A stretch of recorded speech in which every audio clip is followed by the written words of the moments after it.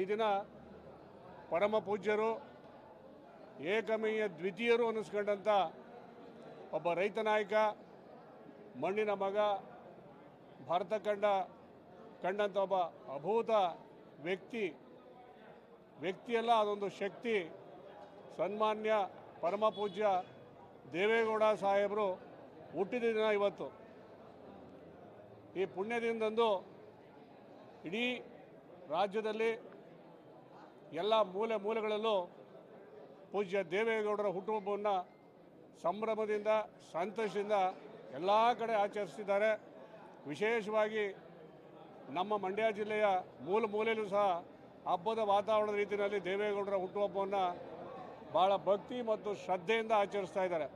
ವಿಶೇಷವಾಗಿ ನಮ್ಮ ಮಂಡ್ಯ ಕ್ಷೇತ್ರದಲ್ಲಿ ಈ ಭಾಗದ ನಾಯಕರಾದ ರಾಮಚಂದ್ರು ಮತ್ತು ಎಲ್ಲ ಪಕ್ಷದ ಕಾರ್ಯಕರ್ತರುಗಳ ಮುಖಂಡರುಗಳ ನೇತೃತ್ವದಲ್ಲಿ ಇವತ್ತು ಮಂಡ್ಯದ ಭಾಳ ಪುರಾತನ ದೇವಸ್ಥಾನ, ವಿದ್ಯಾಗಣಪತಿ ದೇವಸ್ಥಾನ, ಪವಿತ್ರವಾದ ದೇವಸ್ಥಾನ, ಈ ದೇವಾಲಯದಲ್ಲಿ ದೇವೇಗೌಡರ ಆರೋಗ್ಯ ಮತ್ತು ಆಯುಷು, ಅವರ ಸೇವೆಯನ್ನು ಭಗವಂತ ಹೆಚ್ಚಿಸಲಿ ಅಂತೇಳಿ ಇವತ್ತು ಗಣಹೋಮ, ನವಗ್ರಹ ಹೋಮ ಮತ್ತು ಅವರ ಆರೋಗ್ಯ ಸದಾಕಾಲ ವೃದ್ಧಿಸಲಿ, ಅವರ ಆಯುಷ್ ಹೆಚ್ಚಲಿ ಅಂತೇಳಿ ಮೃತ್ಯುಂಜಯ ಹೋಮವನ್ನು ಬೆಳಗ್ಗೆಯಿಂದ ಇಲ್ಲಿ ಹಮ್ಮಿಕೊಂಡಿದ್ದು ಅದು ಸಂಪೂರ್ಣವಾಗಿ ಸಂಪನ್ನವಾಗಿದೆ.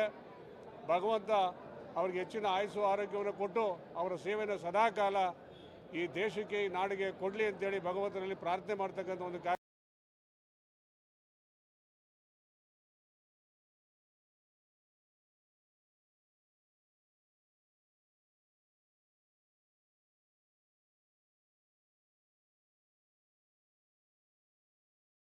ಮಂಡ್ಯ ಒಂದು ಸಿಟಿನಲ್ಲಿ ಶ್ರೀ ಗಣಪತಿ ದೇವಸ್ಥಾನದಲ್ಲಿ ನಿಮ್ಮೆಲ್ಲರ ನೆಚ್ಚಿನ ನಾಯಕರು, ಮಾಜಿ ಪ್ರಧಾನಿಗಳು, ರೈತರ ಮಗ, ಮಣ್ಣಿನ ಮಗ ಆದಂಥ ದೇವೇಗೌಡಪ್ಪಾಜಿಯವರ 94ನೇ ವರ್ಷದ ಹುಟ್ಟುಹಬ್ಬವನ್ನು ಇವತ್ತು ಗಣಪತಿ ದೇವಸ್ಥಾನದಲ್ಲಿ ಆವರಣದಲ್ಲಿ ನಮ್ಮ JDS ಜಿಲ್ಲಾ ಅಧ್ಯಕ್ಷರಾದ ರಮೇಶ್ ಅಣ್ಣವರು ಹಾಗೂ ನಮ್ಮ ತಾಲೂಕು ಅಧ್ಯಕ್ಷರಾದಂಥ ಬೋರೇಗೌಡರು, ಸ್ವಾಮಿ ಅಣ್ಣವರು, ಎಲ್ಲ ಕಾರ್ಯಕರ್ತರು, ಮುಖಂಡರು, ಅಭಿಮಾನಿ ದೇವೇಗೌಡಪ್ಪಾಜಿಯವರ ಅಭಿಮಾನಿಗಳು ಎಲ್ಲ ಸೇರಿ ಇವತ್ತು ಒಂದು ಕಾರ್ಯಕ್ರಮ ಹಮ್ಮಿಕೊಂಡಿದ್ವಿ.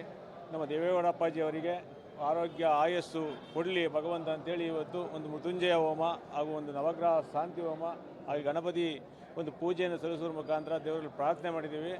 ನಮ್ಮ ದೇವೇಗೌಡಪ್ಪಾಜಿಯವರ ಸೇವೆ ನಮ್ಮ ರಾಜ್ಯಕ್ಕೆ, ನಮ್ಮ ದೇಶಕ್ಕೆ ಅತಿ ಅಮೂಲ್ಯ. ಹಂಗಾಗಿ ನಮ್ಮ ದೇವೇಗೌಡಪ್ಪಾಜಿಯವರಿಗೆ ಆರೋಗ್ಯ ಮತ್ತು ಆಯುಷನ್ನು ಕೊಡಲಿ ಭಗವಂತ ಅಂತೇಳಿ ಎಲ್ಲ ನಮ್ಮ ಕಾರ್ಯಕರ್ತರು, ಮುಖಂಡರು ಎಲ್ಲ ಒಟ್ಟಿಗೆ ಸೇರಿ ಇವತ್ತು ಒಂದು ಹಬ್ಬದ ರೀತಿಯಲ್ಲಿ ಆಚರಿಸಿ ಇವತ್ತು ದೇವರಲ್ಲಿ ಪ್ರಾರ್ಥನೆ ಮಾಡಿದ್ದೀವಿ.